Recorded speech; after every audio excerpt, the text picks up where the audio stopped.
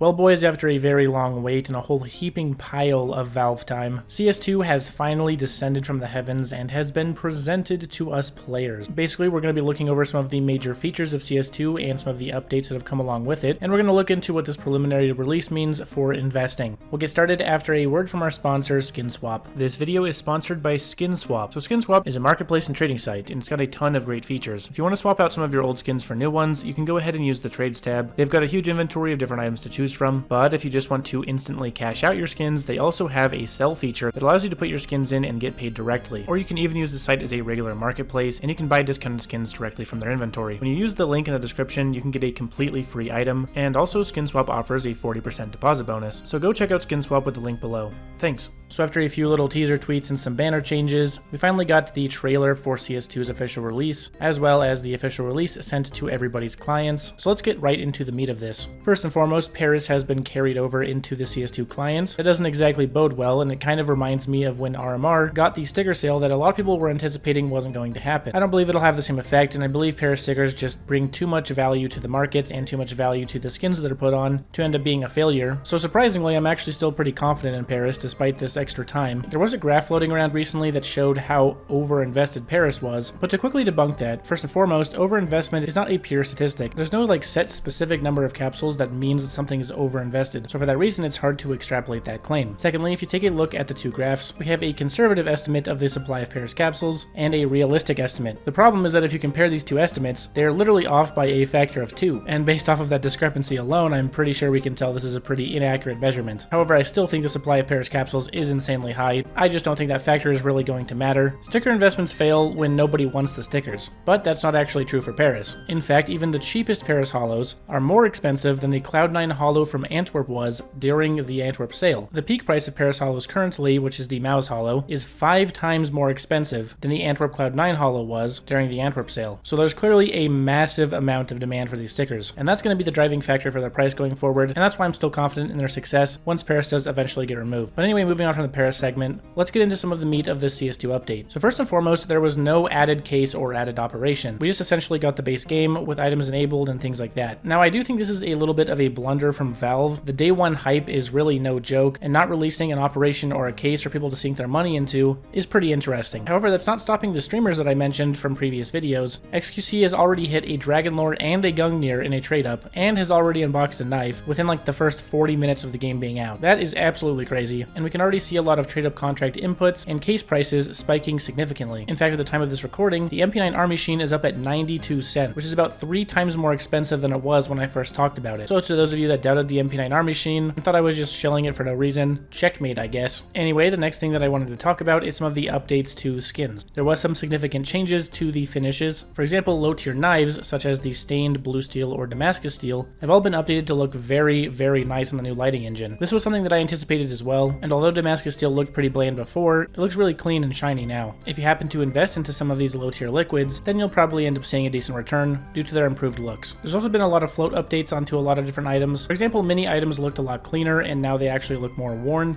which is fair. We had some field tested items that looked like they were factory new, so that probably wasn't intended. Other than that, that's about it for item finishes. We got another pretty big update here in the form of the new care package drop system. Now when you rank up every week, restarting on Wednesday, instead of getting 2 items given to you automatically, it now gives you a choice of 2 items from 4 different possible options. This is an interesting system, and I still have to think more about what my opinion on this actually is. It could mean that graffitis are going to get more rare, as it's unlikely that people will be choosing graffitis from the 4 given options. Furthermore, the supply of the basic skins that are in the active drop pools should increase, because I believe more people will be preferring the skins over the graffitis. And as for cases, the supply of cases shouldn't really be affected negatively. People were already getting an automatic case every week regardless. There's also of course updates to the overall store. Now you can actually look at a ton of different items to buy from the in-game store instead of searching for them. So that's a little bit of a quality of life upgrade. I also noticed in the store menu that it had this text for new items, and this text leads me to believe that they're going to release more commodities into the in-game store. So hopefully we see that too. I guess one important note here is that a lot of the basic stickers from CSGO were not removed from the in-game store and are still available in CS2. So if you went for a full half-court shot investment on those, unfortunately it looks like it didn't work out. As for the overall response to the CS2 update, it seems generally pretty positive. Now that everybody has access to it and everybody can check out their skins and things like that, there's still a lot of content here, but it does seem like a lot of people do have the complaints that CS didn't release new content in the form of an operation or a case, and so that is of course a bit unfortunate.